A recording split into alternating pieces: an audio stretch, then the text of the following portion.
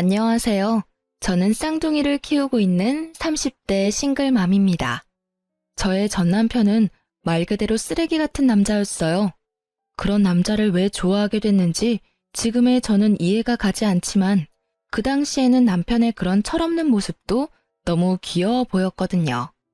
저는 당시 32의 나이로 외모가 콤플렉스인 수수한 여자였어요.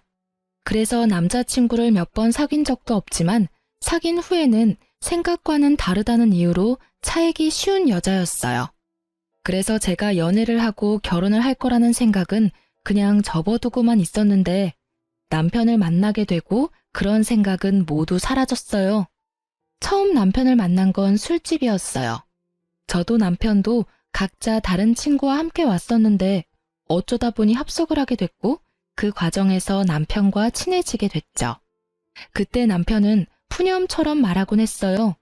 부모님이 빨리 결혼해서 아이를 가지기를 원한다. 하지만 자기는 그렇게 해줄 여자를 아직 찾지 못했다고요. 솔직히 이 남자가 부모님에게 한없이 약한 인성 좋은 사람인 줄 알았어요. 그래서 그때 이야기도 많이 나누고 연락도 많이 했었어요. 그렇지만 당신은 사귀는 사이는 아니었어요. 그런데 두세 달쯤 지나니 저에게 결혼을 전제로 사귀고 싶다고 하더군요. 얼굴은 자기 타입인데 성격은 부모님 타입이라고요. 솔직히 나보다 3살이나 어린 남자에게 이런 식으로 고백당하니 저도 가슴이 두근거리며 기분이 날아갈 듯 기쁘더라고요.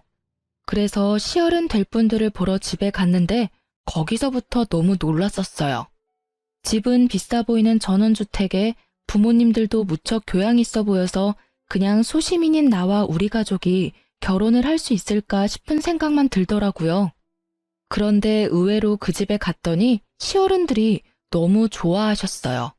그렇게 두 분의 마음에 쏙 들어 결혼을 하게 됐고 결혼 후에는 금전적으로 도움도 많이 받았어요. 시부는 엄격한 면이 있지만 상냥하신 분이고 시모도 친절하고 부드러운 분이셨거든요. 그런 제 결혼 생활은 완벽한 신데렐라 스토리가 될 뻔했지만 저에게는 문제가 하나 있었어요. 바로 외동아들로 곱게 큰 남편이 철이 없고 생각이 너무 짧다는 거였어요. 사실 결혼 후에 들은 이야기였는데 시부모가 저를 좋아한 이유도 제가 연상에다 차분한 성격이라 남편을 잘 단속할 거라고 생각했기 때문이었대요. 그런 이야기까지 듣고 나니 가정의 평화를 위한 책임감이 막중해지더군요. 그러다 찾아온 위기는 아이를 낳기 전이었어요. 그때는 한창 아이를 낳으려 노력하던 때였어요. 시부모님이 너무 손주를 원하기도 하셨지만 저도 슬슬 더 늦으면 노산이 될 상황이 오기 시작했으니까요. 그렇게 열심히 시험관 준비 중이었는데 남편은 그때쯤 점점 늦게 들어오기 시작했어요. 남편은 당시 중소기업에서 일하고 있었어요. 그런데 결혼 1년 차에는 꼬박꼬박 집에 잘 들어오더니 2년이 넘어가자 점점 풀리기 시작했어요.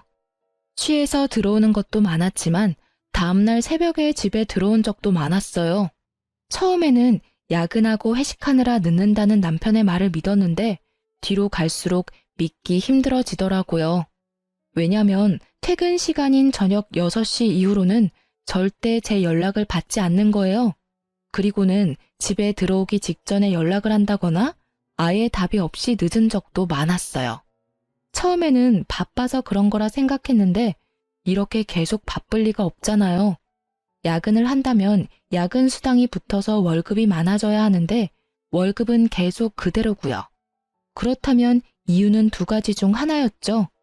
야근을 하지 않고 내게 거짓말을 했거나 야근을 했지만 야근 수당을 다른 데에 썼거나 솔직히 어느 쪽이든 문제는 있다고 생각했어요.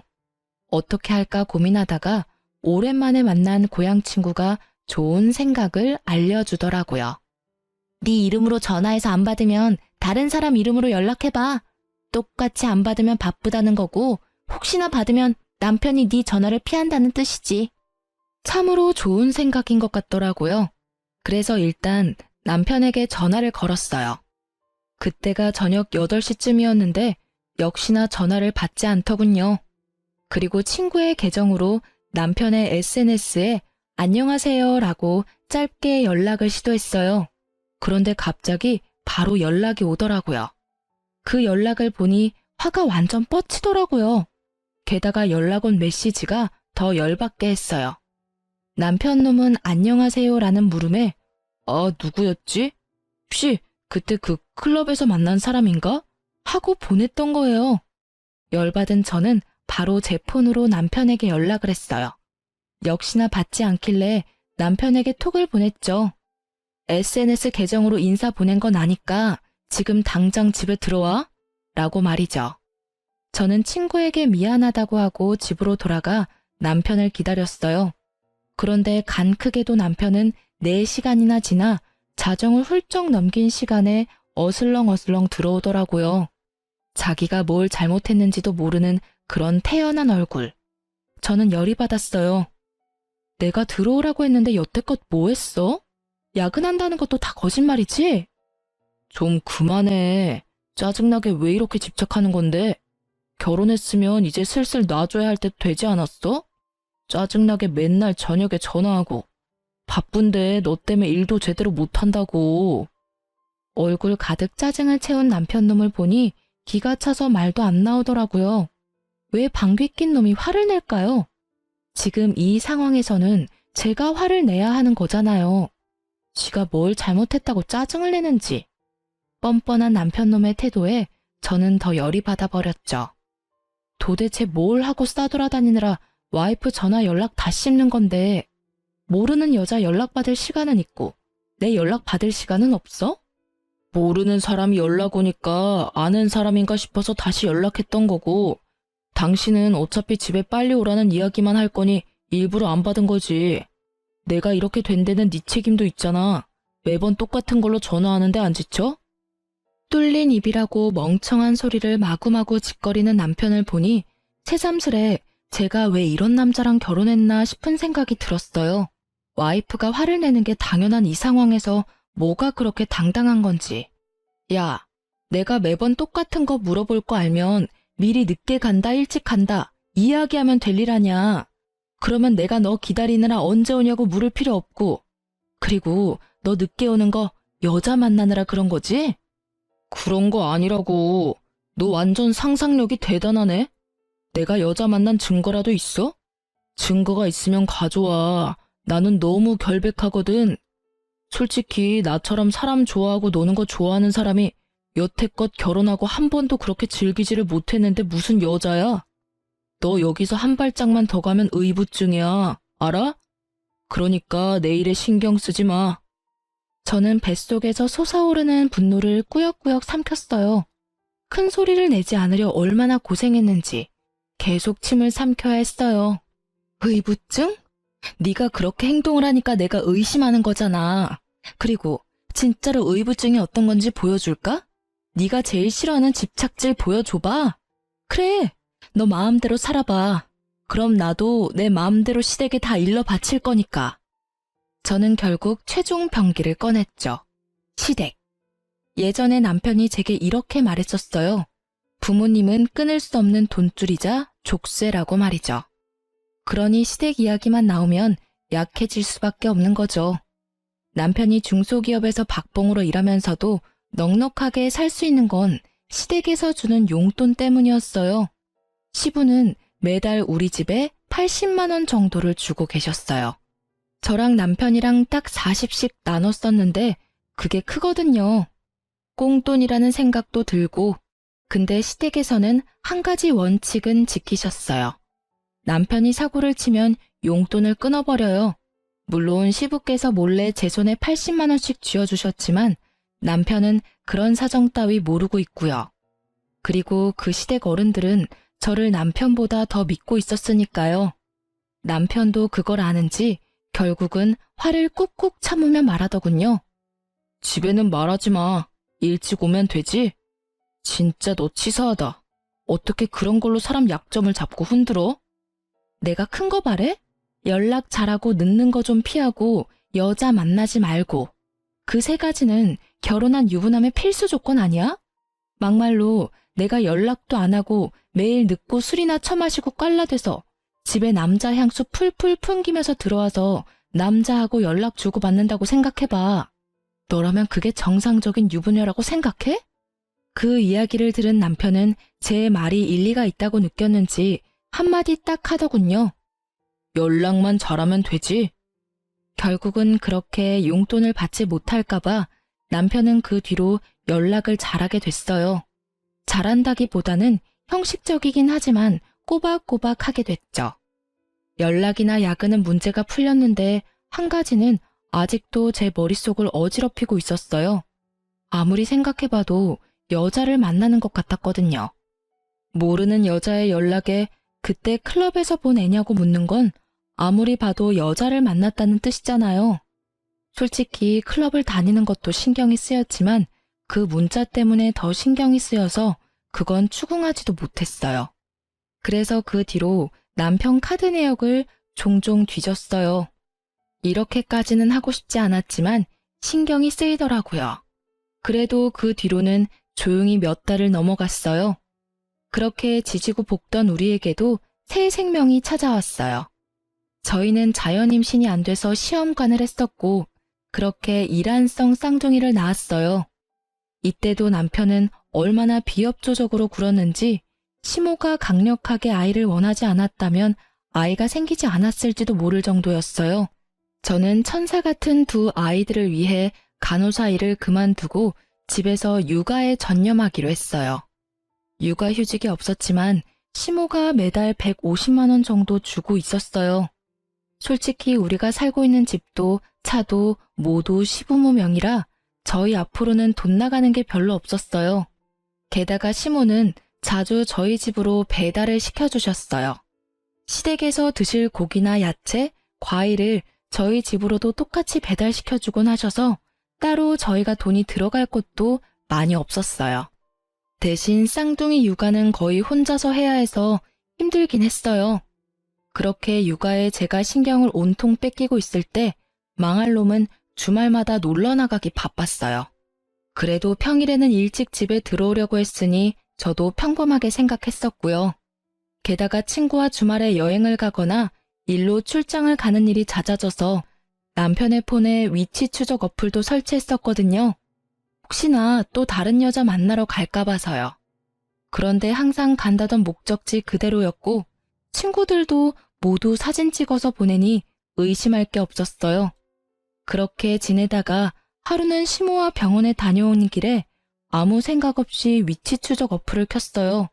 평일 낮이라 회사에 있을 거라는 당연한 생각을 하고 켰는데 현재 남편의 위치는 회사가 아니라 강릉이더군요.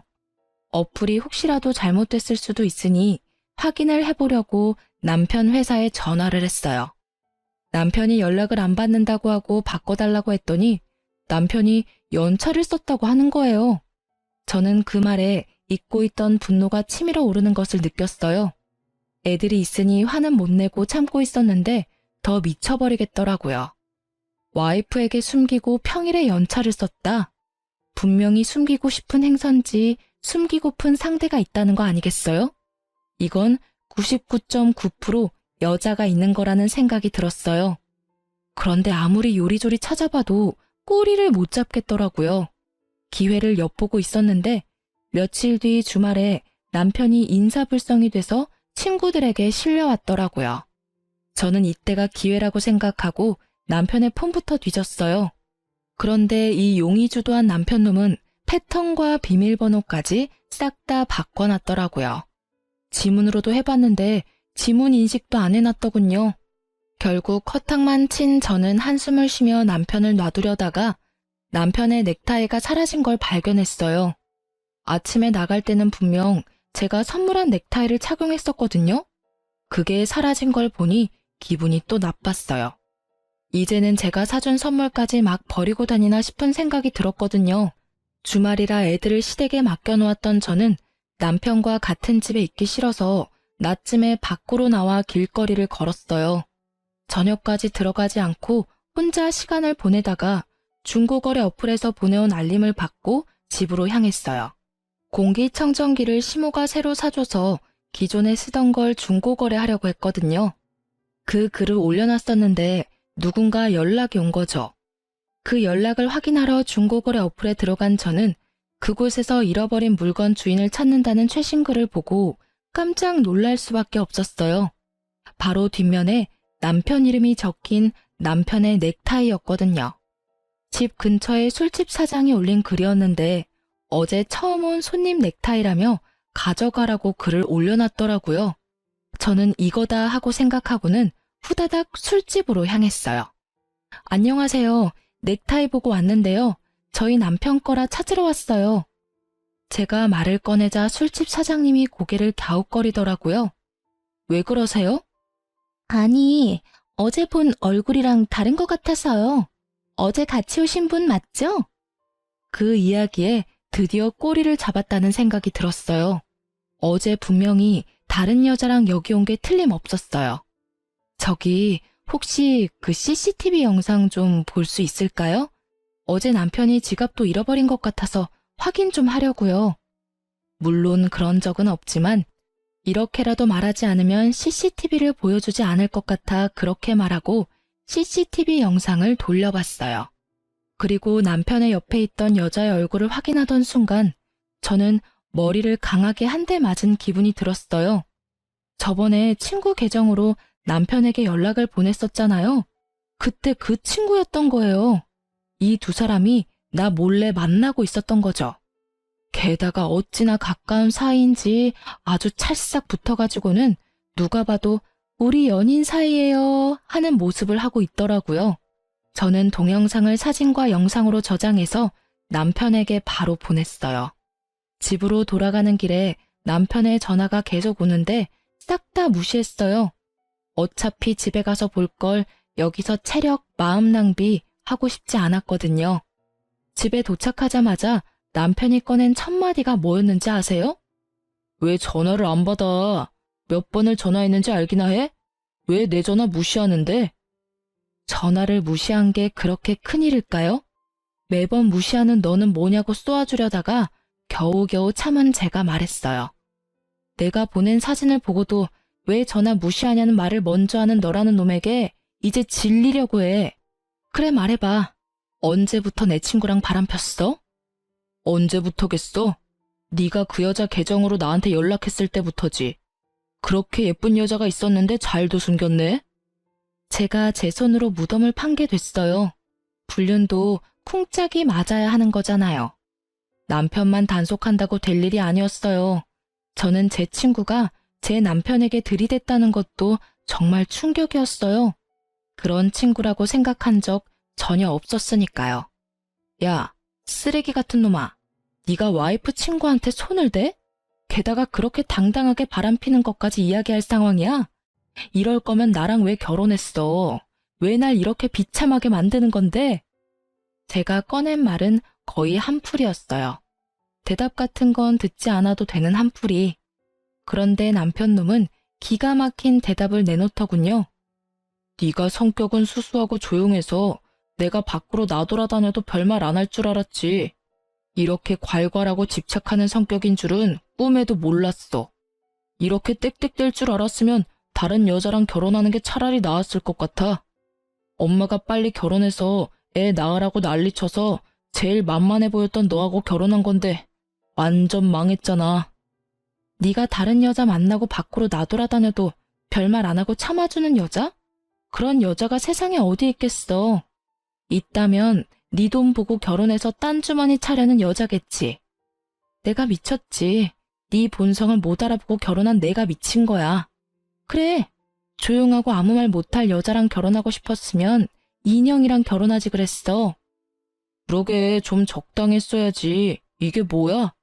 결국은 내가 너한테 마음 뜬 건 다 네 탓이라고. 내가 잘못했다고 생각하는 것 자체가 난센스야. 원인은 모두 너한테 있다는 말이지. 밖으로 내뱉는다고 다 말이 아니야. 뭐 됐어. 너랑은 이야기 끝났어. 그럼 같이 가서 시부모님한테 이혼하겠다고 말씀드려. 나 당신이랑 못 살겠으니까. 정말? 진짜 이혼해주는 거야? 우와, 요 근래 들어 너무 좋은 일이잖아. 그래, 내가 가서 직접 말할게. 지금 갈까?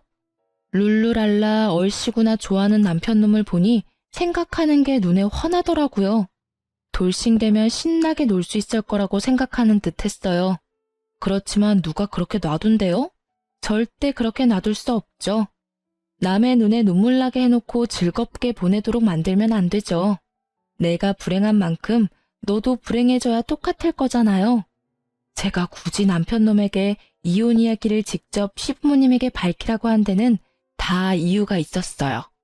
그런데 그것도 모르고 좋아하며 앞장서는 남편을 보니 속으로는 회심의 미소를 날리고 있었어요. 저와 남편이 시댁에 도착했을 때는 이미 저녁 시간이 훌쩍 지났을 때였어요.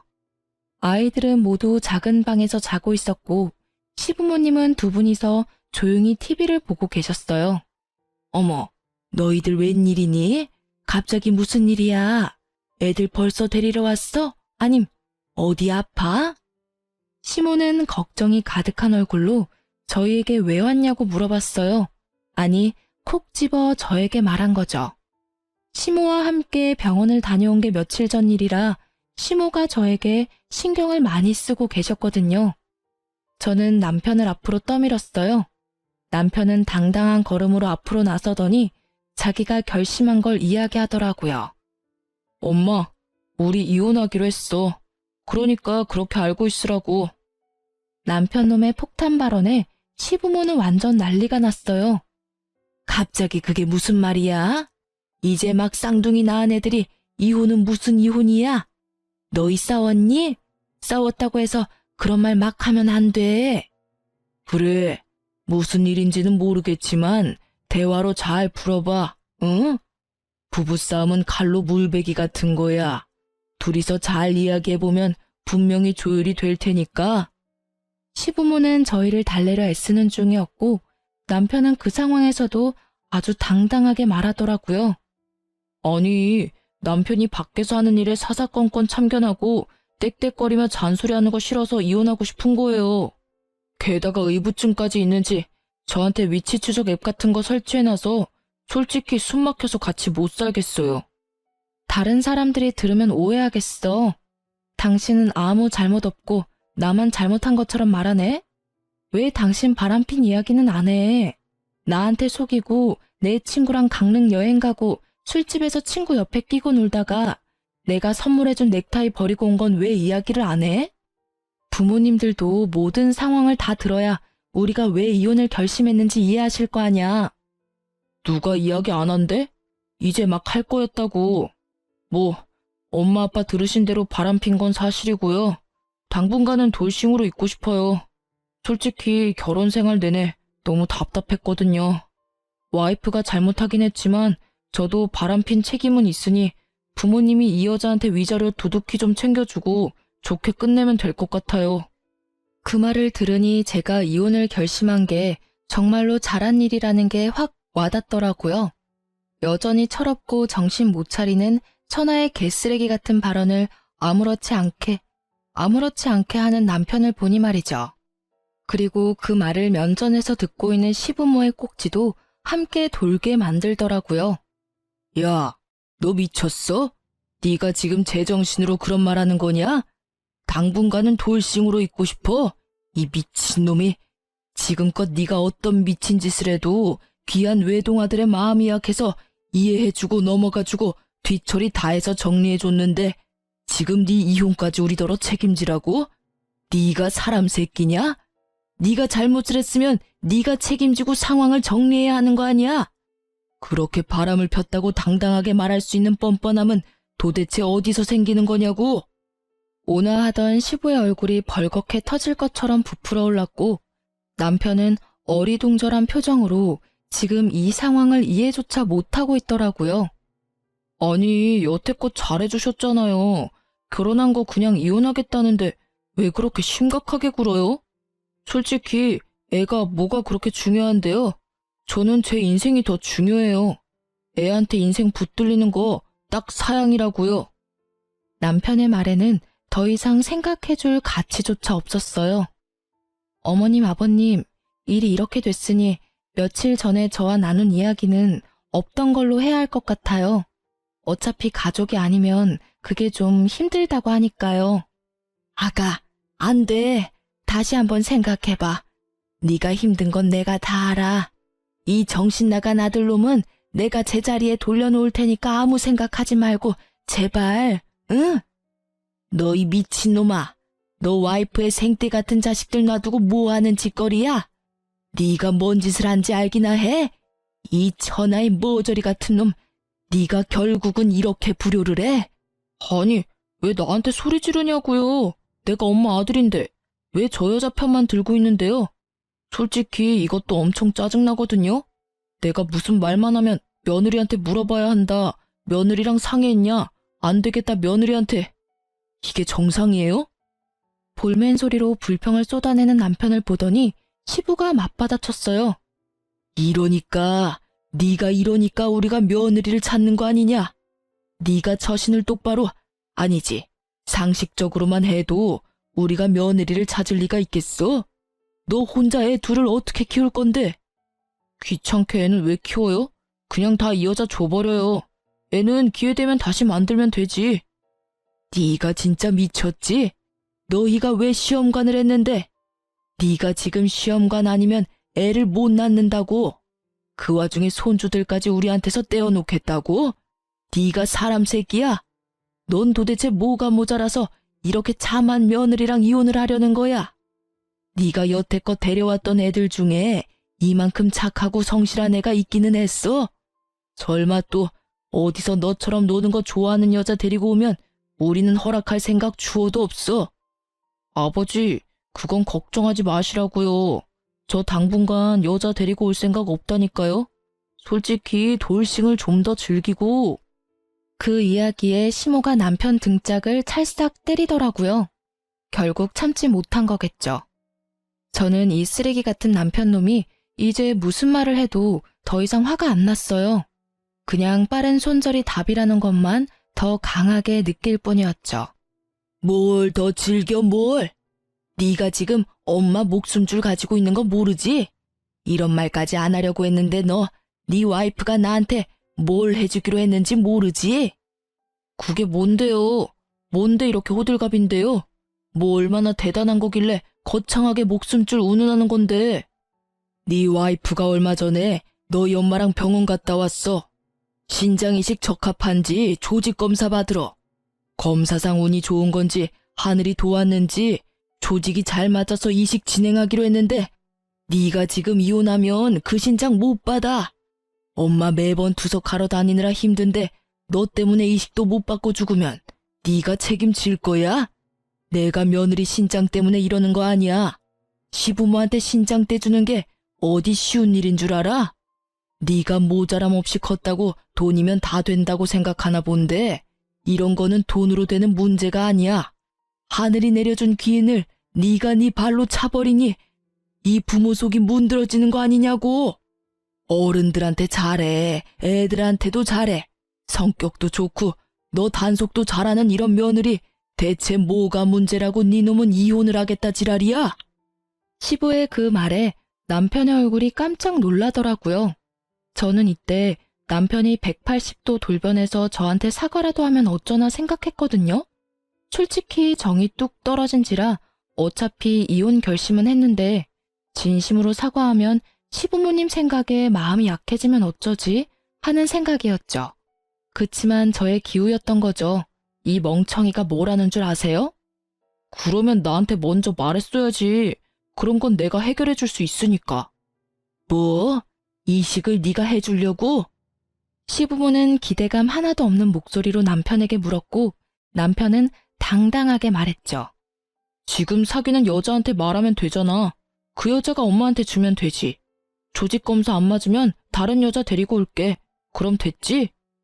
그 이야기를 듣는 저도 벙치고 시부모님도 벙치고 결국 시부모님은 화가 머리끝까지 나서는 또 등짝을 날리더라고요.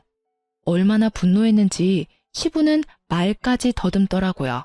하긴 그 대사가 충격이긴 했어요. 지가 만날 여자들은 뭔 죄예요? 게다가 시부모님들이 그런 걸 허락이나 할 것 같으냐 그 말이죠. 제가 신장 주겠다고 했을 때도 극구 사양하셨던 게 시모였어요. 어차피 오래 살았다며 네 거 받고 몇 년 더 사는 게 무슨 의미냐고요. 시모는 진짜 좋은 분이신데 자식은 왜 이 모양 이 꼴인 건지. 너, 이 미친놈이 말을. 네가 지금 무슨 말을 한 건지 알기나 해? 그럼 그렇지. 네가 해주겠다는 말은 애초에 기대하지도 않았어. 그런데 이런 정신 나간 말을 들을 생각도 없었다고. 뭐? 여자들을 데려와서 검사를 해? 이 미친놈이 아직 정신을 덜 차렸어. 무슨 뻔뻔함으로 그런 짓을 하게 해? 아이고, 머리야. 내가 자식 새끼를 잘못 키웠어. 오냐오냐 키웠더니 아주 제 앞가림 하나도 못하는 애 하나를 어른으로 키웠네. 차분하고 꼼꼼한 며느리 보고 겨우 결혼시켜놨더니 결국은 내가 또 이 꼴을 봐. 저는 이 정신나간 멍청이와는 더 이상 함께할 수 없다는 걸 재확인하고서야 시부모님에게 다시 말했어요. 어머님, 아버님, 죄송해요. 솔직히 이 사람이 저한테 사과했으면 어떻게든 참고 살아보려고 했는데 이렇게까지 말하니 이혼을 하는 게 맞는 것 같아요. 저도 이런 말씀을 드리게 돼서 너무 죄송해요. 아가, 너 없으면 얘 사람 구실하면서 못 살아. 그러니까 제발 신장 같은 건 안 줘도 되니까 옆에 붙어서 사람처럼만 살게 해줘라, 응? 부탁이야. 너 이혼하고 나면 얘가 데려올 여자들 안 봐도 눈에 훤해. 죽었다 깨도 너 같은 여자 못 만나. 그러니까 제발. 엄마, 뭐 하는 거야? 왜 이 여자한테 매달리는데? 그리고 내가 뭐 어때서 그러는 거냐고. 나도 철들었다니까. 엄마 신장도 내가 하나 갖다 주겠다니까. 미친놈아, 말 좀 그만해. 네가 말할 때마다 이 엄마 가슴이 무너진다. 신장 소리 어디 가서 하지도 마. 이혼하면 가족이 아닌 게 돼서 공여자가 힘들 거라고 알고 있거든요. 결국은 이렇게 이혼해서 시댁과 남이 되게 되었으니 시모와 시부가 저에게 너무 잘해주셔서 미안한 마음은 가득했지만 어쩔 수 없는 일이잖아요. 남편이 제 곁에 붙어 있다면 신장 하나 줘도 몸 관리하며 평생을 살아갈 수 있겠지만 남편 없이 애 둘을 혼자 키워야 하는 상황이면 신장 하나 없는 게 어떤 느낌인지 감도 오지 않을 만큼 두렵거든요. 결국 저는 시부모와 남편 놈을 놔두고 나왔어요. 제 이야기는 끝났고 시부모와 남편이 할 이야기가 남았겠죠. 저는 나와서 바로 상간녀인 제 친구를 찾아갔어요. 그 상간녀는 저와 결혼 후에 만난 친구거든요. 그래서 결혼식에도 온 적 없고 남편과 만난 적도 없었어요. 원데이 클래스 하면서 만난 사이라 엄청 친하고 그럴 것도 없었지만 말이 잘 통한다고 생각했는데 뒤로 이렇게 음침한 일을 벌일 줄은 상상도 못했네요. 저는 친구에게 만나자고 연락을 넣고 카페에서 기다렸어요. 앉아. 너 나한테 해야 할 말 없어? 저는 오자마자 친구에게 물었어요. 무슨 말? 나 너한테 할 말 없어. 네가 나한테 보자고 한 거니까 네가 나한테 할 말이 있는 거겠지? 무슨 일인데 불러내서 분위기 잡는데? 꼭 내 입으로 들어야겠어? 너 내 남편이랑 바람 피는 거 나한테 들켰어. 이래도 할 말 없어? 아, 그거? 그게 어때서? 사람 만나서 사랑하는 거 흔한 일 아니야? 그 사람의 유부남이었을 뿐이고 나는 그래도 상관없다고 생각한 것뿐이고 내가 직접적으로 너한테 상처 준 건 없잖아. 아주 둘 다 쌍으로 또라이였더라고요. 말하는 걸 들으니 참. 그래, 상처 준 건 없지. 그래도 남의 남편하고 바람난 걸 세상에서는 불륜이라고 불러. 그리고 너는 상간녀고 내 남편은 불륜남이지. 넌 뭐가 그렇게 잘나서 떳떳해? 네가 한 행동에 조금도 미안한 마음 없어? 너 설마 이러려고 나하고 친구했어? 솔직히 네가 하고 다니는 거 보면 네 남편 궁금하기는 했어. 돈도 많아 보였고 노는 것도 좋아하는 것처럼 보여서. 그때 내 SNS로 연락하라는 것도 일부러 그런 거야. 연결고리가 있어야 하는데 네가 딱 잘 걸려준 거지. 솔직히 나는 네가 이혼하든 안 하든 상관없어. 그냥 내 옆에서 풍족하게 만들어줄 남자만 있으면 되거든. 그러니까 돈 많아서 내 남편을 꼬셨다는 말이었어요. 실상은 시부모 돈 없으면 완전 평범하다 못해 쥐꼬리만한 월급 겨우 받는 회사원인 거 알면 어떨까? 반응이 궁금하더라고요. 그냥 사실대로 말해주려고 했죠. 너는 지금 네가 처한 상황을 모르나 본데 생각보다 일이 크게 났거든? 나는 너희 이혼하든 안 하든 상관없다니까? 이혼하면 좋게 하지. 난 솔직히 그 사람이 딴 여자 만나도 이해할 수 있어. 돈 많잖아. 돈만 갖다 주면 별로. 부러우면 부럽다고 말해. 결혼하고도 여자 때문에 전전긍긍하는 네가 불쌍해서 그래. 그 남자 폰 보니까 나 말고도 여자 많던데 뭐. 제 말을 제대로 듣지도 않고 그저 이딴 말만 짓거리는 친구를 보니 참으로 답 없다고 생각했어요. 안 부러워 전혀. 그리고 넌 남편이 어떤 놈인지도 모르고 있는 것 같고 그 집에서 무슨 일이 벌어지는지도 모르는 것 같네. 내가 말해줘도 들을 것 같지도 않고 그냥 몸소 겪어봐. 네가 그렇게 즐거울 수 있는 것도 오늘까지일 테니까. 아무것도 모르는 애를 그냥 두고 나와버렸어요. 길게 말할 것도 없더라고요. 차랑 뭐 이런 이야기 했으면 저도 화났을 텐데 돈 이야기하니 그냥 김 빠지더라고요. 돈 보고 만나는 걸 보니 조만간 남편 본체 알면 떠나겠구나 싶기도 했고요. 그렇게 며칠 뒤에 시모한테 저 연락이 왔더라고요. 이혼 이야기 마무리도 할 겸 잠시 집에 오라고요. 시댁에 갔더니 그 짧은 시간 동안 몇 년은 늙어버린 것 같은 시모가 앉아있더라고요. 왔니? 네, 어머님. 혹시 몸이 많이 안 좋으세요? 병원 가보셔야 할 것 같은데.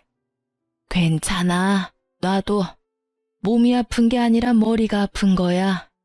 내가 어제 무슨 꼴을 당했는지 어제 이놈이 웬 여자 하나를 데려왔더라고. 알고 보니까 지가 만나는 여자라는데 딱 봐도 상간녀더라고. 내가 맘에 들지 않아서 빨리 내보내려고 했는데 세상에 이놈이 그 여자한테 뭐라고 했는 줄 아니? 야, 우리 엄마한테 신장 하나 이식해줘. 그럼 나쁘지 않게 대접할게. 이러는 거야. 그 여자애가 놀라서 자기가 왜 그래야 되냐고 했더니 아들놈이 자기랑 결혼하려면 당연히 그렇게 해야 한다고 하지 뭐니? 그 대화에 나도 놀라고 남편은 더 열받아서 노발 대발. 그 와중에 병원까지 데리고 간 거 아니? 병원을요? 거기 가서 뭘 했는데요? 뭐긴 뭐야. 내 아들인데 그 속을 모르겠어? 어디서 그런 미친 것이. 근데 그 여자도 만만치 않더라. 나한테 자기가 신장 주겠다면서 결혼하려면 당연히 그렇게 하겠다면서 앞장서는데 아휴, 결국은 바로 나왔어. 검사는 안 하셨나 보네요. 시간 좀 걸리던데. 그게 아니야. 조직 검사를 할 필요조차 없었거든.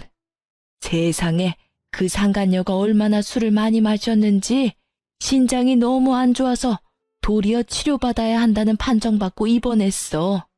예, 그 와중에 아들놈이 상간녀한테 난리를 치는데 너 같은 거 필요 없다면서 거기서 내버려 두고 오지 뭐니? 네가 이혼한 거 천만 다행이야. 내가 그놈 엄마이긴 한데 네가 같이 있었다간 너만 힘들었을 거다. 오늘은 또 뭐라는 줄 아니? 나한테 신장 줄 여자 찾겠다면서 더 열심히 여자 만나러 다니는 꼴이. 내가 그래서 내 앞에서 신장 얘기 절대 하지 말라 그랬어. 어디서 사람을 이식 못 받아서 환장한 사람으로 만드는지 내가 이러다 제명에 못 죽지. 그 이야기를 듣는데 너무 웃겨서 웃음이 나올 뻔한 걸 참느라 고생했어요. 하긴 술 좋아하고 노는 거 좋아하면 신장이 안 좋아질 수도 있죠. 시모는 제게 미안하다며 양육권과 친권에 관해서는 다 저에게 맡기겠다고 했어요. 시모도 아시는 거죠. 본인은 몸이 힘들어서 손주들 보살필 처지도 아니고 그렇다고 아들놈에게 맡기려니 믿음이 없고 결국 남는 건 저뿐이었으니까요. 남편은 그렇게 잘 사는 것처럼 보였는데 이혼이 제게 유리하게 흘러가자 상황이 달라졌어요. 너 왜 위자료 지급 안 해? 그리고 애들 양육비도 안 줬거든? 처음부터 이렇게 굴면 나중에 곤란해. 제가 전화를 먼저 했어요. 지급받아야 할 돈들이 나오질 않아서요. 그랬더니 약간 당황한 말투로 말하더군요. 엄마가 돈 준 거 아니야? 이상하네. 우리 집 전기랑 난방도 끊겼어. 그리고 잠깐만. 폰 너머로 도어락 비밀번호 누르는 소리가 몇 번이고 들리더니 당황한 듯 남편이 말하더라고요. 집이 잠겼는데? 결국 당황한 남편이 전화를 끊었어요.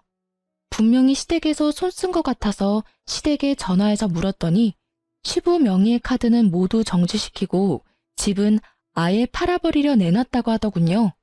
시부 말로는 이대로 놔두면 아예 인간 쓰레기가 되겠다 싶어서 이제라도 모질게 마음먹고 훈육하는 거라고 했어요.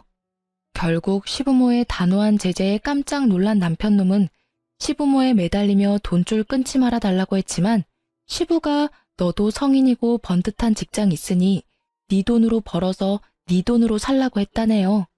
그렇지만 이미 카드빚도 가득한 데다가 여자들과의 유흥에 돈을 다 써버리는 바람에 쓸 돈이 없었으니 결국 여자도 못 만나고 열심히 돈만 갚는 중이라고 해요. 위자료와 분할재산과 양육비 등을 지급받지 못한 나에게 시모가 따로 연락해서는 몰래 주시더라고요.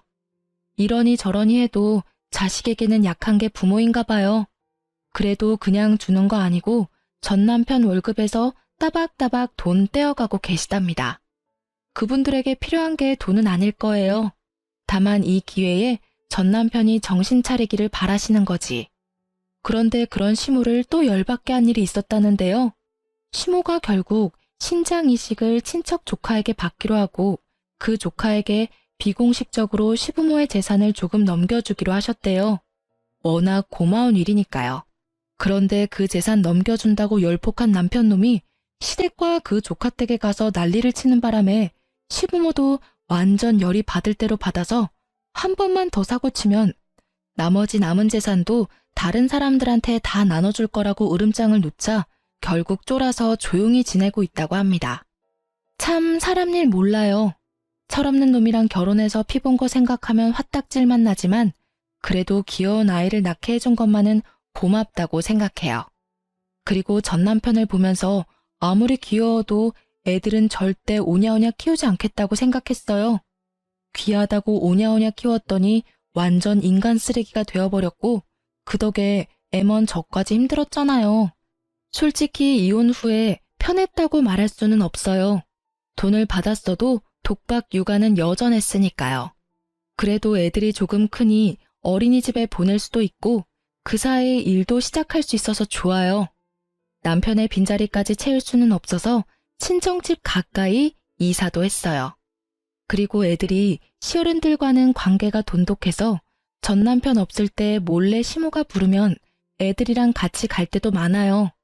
이혼은 했지만 시어른 손주들이기도 하고 관계도 좋으니 막을 필요는 없다고 생각해요. 다만 제게 재혼할 사람이 생기면 그때는 어떻게 할지 잘 모르겠네요. 하지만 아직까지는 저한테 그런 사람은 없어요. 그리고 저도 만나고 싶은 마음은 없고요. 그냥 이렇게 사는 것도 좋은 것 같거든요. 실은 또 저런 남자 만날까봐 걱정되는 게 제일 크지만요. 어쨌든 글을 쓰면서도 제가 이렇게 힘들었나 싶은 마음이 들 정도로 지금은 즐겁게 살아요. 항상 나쁘고 힘든 일만 있으라는 법은 없으니까요. 함께 글을 읽고 계신 분들도 저처럼 마음이 편안해지셨으면 좋겠네요. 지금까지 제 사연 들어주셔서 무척 감사합니다.